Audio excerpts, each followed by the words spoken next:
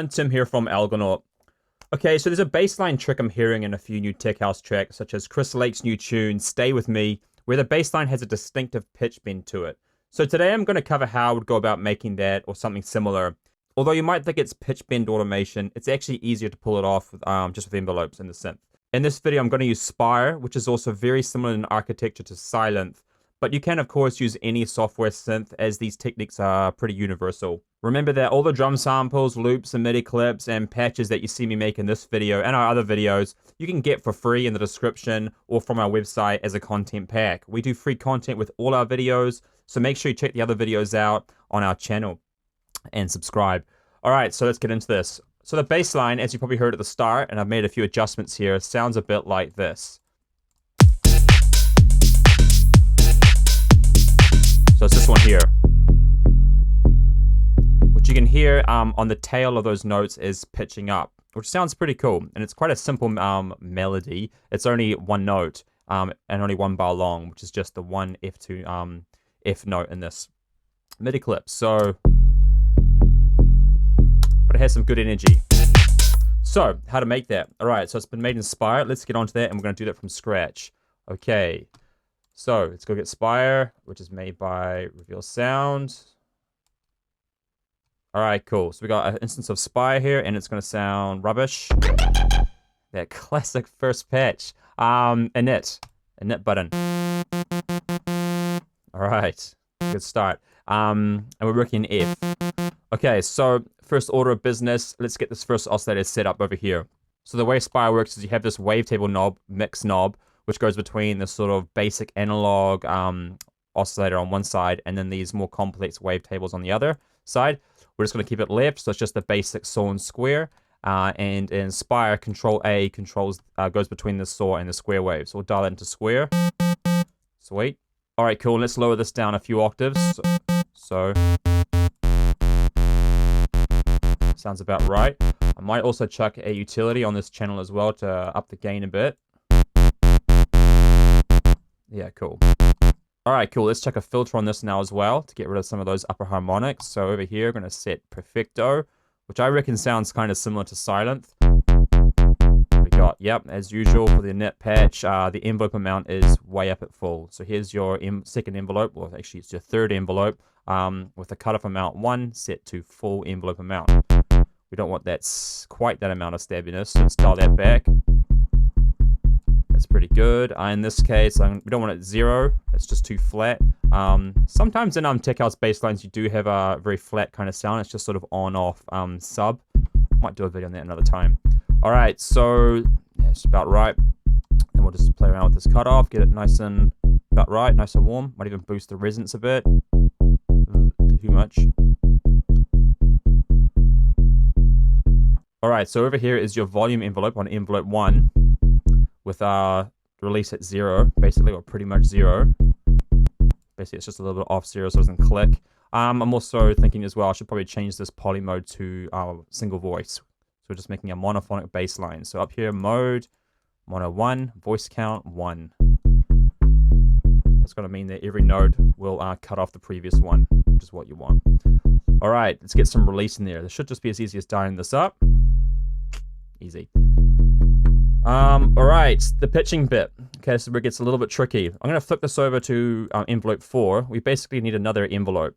Okay, so what we're trying to set up here is a situation where as soon as I press a note on the keyboard, the envelope's going to immediately, with a attack and decay of 0 and a sustain of full, is immediately going to jump to a value, and that value is in theory going to push the oscillator to a different note. And we're going to use some note pitching on the oscillator to offset that. Hopefully understood that, but we'll just do it so it becomes more clear. All right, so we'll leave the settings as they are. Attack, decay at 0. We need them at 0, sustain at full. That's important. The other two can probably just ignore. Set the envelope destination to the pitch of the oscillator. And we're going to mess around with this amount knob. So let's push this up. Now, in Spire, it's a bit weird. You don't really get these nice incremental positions like you might get in other synths. I do like the sound of Spire though, so I'm going to work around this. But I did some experimentation. Essentially, if you look at the values up the top here, if we go, it's set to 500, which is the middle, so 0, 500, 1000. If we push this up to 750, I'm going to use shift so I get it perfect. That is 5 semitones. And it turns out that 725 is 4 and 700 is 3. It's a sort of exponential amount knob. But so 750 is 5 semitones. You can probably almost hear it. It's 5 semitones difference. Okay, so we'll keep it at 750. And then we're going to increase this release knob. So as you can hear, it's going straight up 5 semitones. It's going up 5 semitones. And then it goes straight back to 0 again. It's that bit at the end that we want to kind of slowly come back. So I'll bring this up. Here, it's going down. It's probably too much, actually. Too fast. Okay.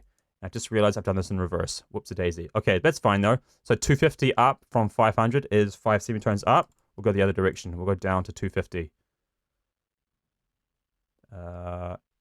There.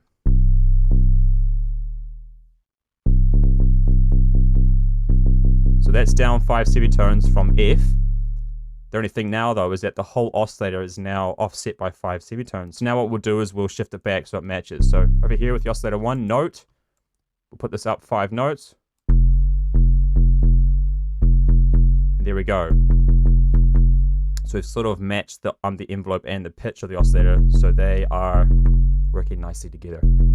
I think it's coming up too fast in terms of pitch as well, so I'll increase the release a little bit.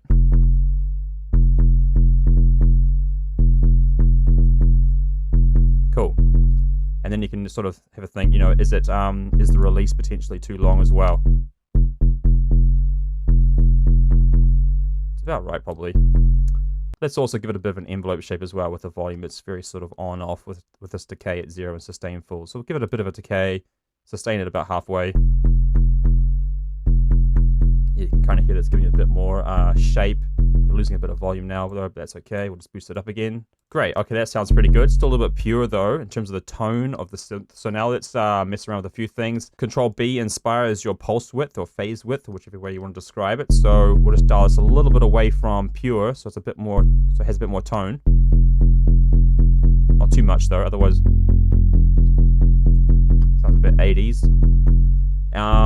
Pull that back, down a bit. Bear in mind you can keep playing with, you can also play with envelope 3 as well, which is the filter cutoff amount. Get the right amount of stabbiness. And then what we can do is we can chuck on over here in the effects. I wouldn't mind actually putting on this X-Comp compressor knob, this crossover compressor knob, which is basically a multi-band compressor as far as I'm aware, a little bit like sausage fattener. So let's just dial it up. Ooh, getting fat now, getting a bit loud too.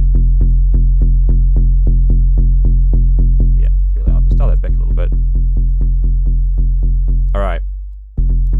And cool. Alright, that's basically it, to be honest. Now one other thing you could do as well is you could chuck on a second oscillator. You'd have to set up the envelope and the note offset to match the first oscillator as well, otherwise they're going to be out of key. But you could do the same thing as I did in the other video and have second oscillator an octave higher and have some unison on that, so it gives to give it a bit of width. Alright, so now what you might want to do is chuck on a few effects as well in Ableton. So let's do that. So just to warm it up, we'll get a saturator. Just drive it a little bit, maybe turn soft clip on. Whoa, careful. And then that's obviously boosting the volume as well, so we'll just pull that back. It's always important to make sure that your overall volume is the same going out as it is going in. Otherwise, when you're comparing it, it's just going to be louder and you're going to think it's better. Maybe it's not. And then we can always check on a bit more multi-band compression. I usually I've increased this time knob. All the times have kind of been set in a sort of safe way in terms of like the highs, mids, and lows. I usually increase that a little bit if I'm working on bass. Then we're going to go to B. Below is essentially messing around with upward compression, kind of like OTT by Xfare Records. A is above, which is your normal compressor. So we'll set up bass to be, say, a ratio of 6 or 8. And maybe a little bit on the highs as well. Maybe leave the mids where they are. Cool. And then we use the threshold here. That's reducing it by 12 dB. That's quite a bit. I'll just pull it up a little bit. Yeah, 7 or 8 is pretty good. And then we'll offset that with the output. That's squashing the bass.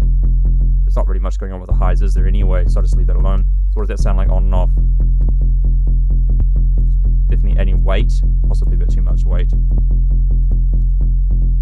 Cool, good enough, and an EQ. There's a lot of sub going on there. That might be a problem later on. Let's get rid of that. So the root note of this F note is probably going to be where that big peak is. Yep, F0. So you can sort of see that down here. So you hover around F0. We don't want to cut that out, obviously. That's our note.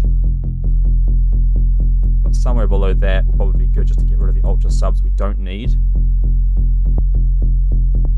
Should tighten it up. And then, just for good measure, we can often just boost a frequency somewhere else. You can actually turn this little, bring it down, turn this little headphone icon on, and then when you hold a node, you can hear what's going on, what frequency that is, as you dial away from center position, either up or down. So I can kind of hear. Don't really want to boost that. We want to boost something higher up to get more warmth into it. I don't know, somewhere around there.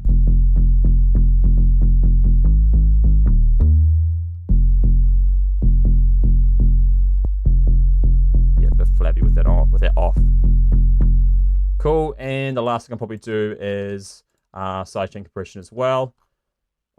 Compressor, what am I doing? Wrong channel. We'll sidechain that to Atlas on the first channel, which has our drums.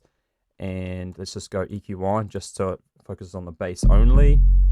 We're going to need a beat for this. All right. There it is. All right.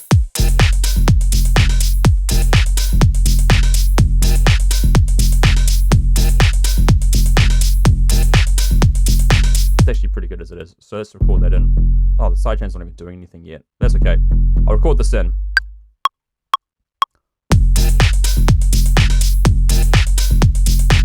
And then tidy it up.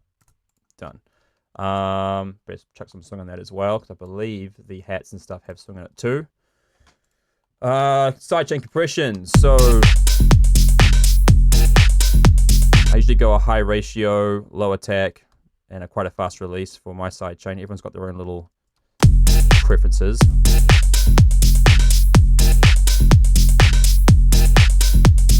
Okay, and now it's just tweaking. I think it's a little bit too subby. I need a bit more tone to it. I'll increase the saturator, possibly go into the synth and increase the cutoff envelope amount as well. Might just speed that up a bit.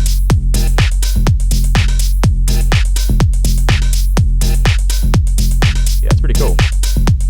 Could do with some width. Might be good to add some width at a later point, but not for this video. Okay, so now that we have this bass line, what I might try and do is swap the drums out and see how it fits with new drums. Let's give that a go. So over here on the first channel here is Atlas. Let's load this up. Boom. It's just doing the basic core drums. Bearing in mind that the second channel here is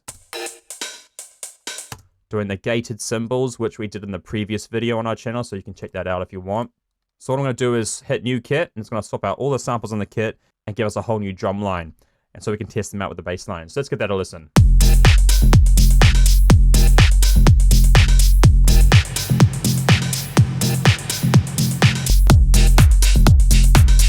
Yeah, that's pretty cool.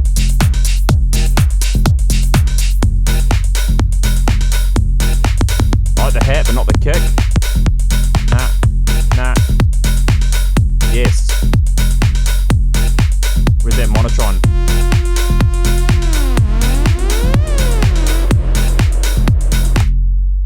Sick. Okay, so that's basically it. That's making a pitchy sub bass in Spire. Pretty much you can pull it off in any software synth. It's pretty much just about setting up your envelopes and then offsetting your oscillators so that the pitches realign to give you that pitched sound. So this is actually part 2 of a little 3-part thing I'm doing. The first one was on those gated cymbals, and the next one I'm going to do is on this monotone patch that I've made here in Massive. So yeah, make sure you watch that. And if you're into house and techno, check out our other videos as well. We've got heaps and we're doing a bunch weekly, and each one has content that we give away for free that you can use royalty free however you want. So make sure you subscribe. But that's it from me. I'll catch you next time.